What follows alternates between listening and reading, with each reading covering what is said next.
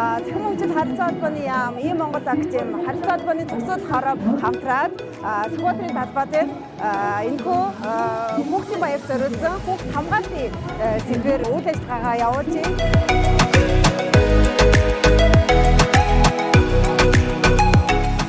Ердөө 7 сарын хугацаанд энэхүү e-kids платформоор 37,000 гаруй хүүхдүүд үйлчлүүлж 20 гаруй мянган хүүхдүүд албан ёсны хэрэглэгч болсон байна. E-Mongolia e-kids. E-Mongolia e-kids нэгдээрээ бүгдээрээ эцэг эхчүүдээ